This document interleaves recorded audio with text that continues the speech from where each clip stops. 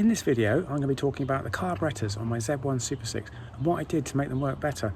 Then I took it for a 30-mile ride, and it is so much nicer to ride now. The hesitation's gone at low speed and it idles smoother, so I'm well chuffed. I originally set up my carbs with feeler gauges on the bench, so I decided it was time to actually use some vacuum gauges on the actual bike to set them up.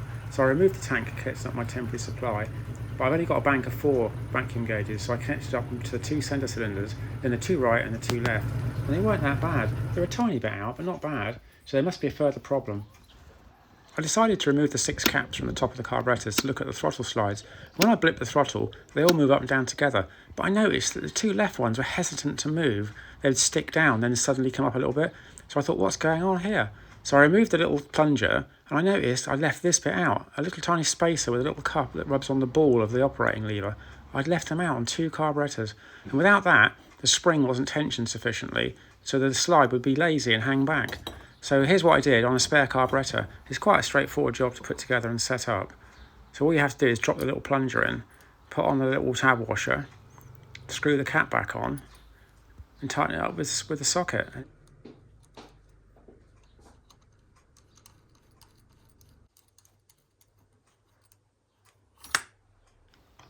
Using my 8mm socket on my screwdriver attachment, I do up the top nut tight. Then, using my pliers, I bend over the tab washers to secure the nut tight so it can't come loose. To adjust the carburetor synchronization, there's a special system employed into the linkage with a lock nut and a screw. I made this special device back in the 80s when I had my GPZ 1100. So it allows you to undo the lock nut, adjust the screw and do the lock nut back up whilst holding the screw in the right place. I used an old cap head that has a 8mm socket in the end of it. You can turn that down on a lathe and then braze that onto an end of a piece of tube and make another piece of pipe that goes inside with a flat-headed screwdriver on it, and you've got yourself a little adjuster, and it works great. Back in the garden with the carbs adjusted and all the parts replaced where they should be, I put the 6 caps back on and do up the screws.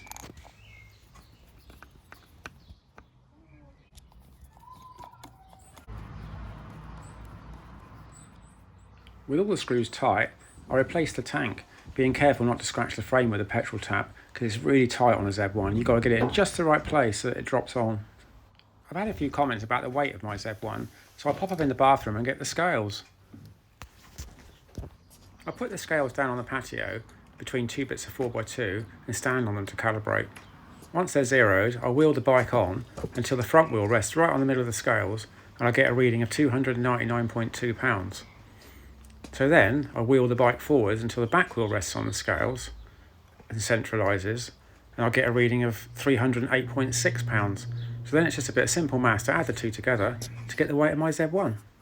This method of weighing is only an estimation due to the fact the bike's jacked up 2 inches, but it gives you a close idea of what it's actually weighing. It comes out at 607.8 pounds or 272 kilos. So with the bike weighed, let's go out for a ride.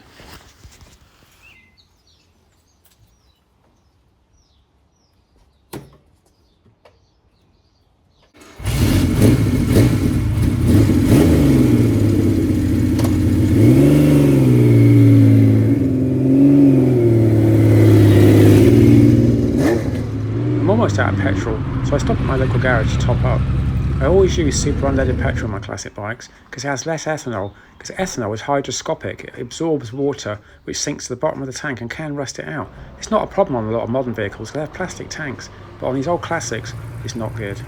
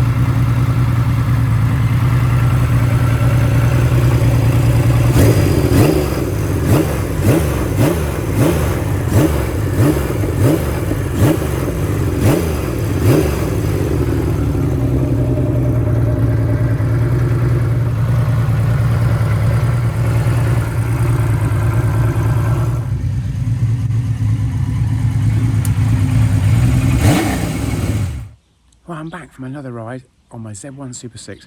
It is running so nice now with the carburetors balanced. It pulls clean from 20 mile an hour in top, even with a 32 rear sprocket.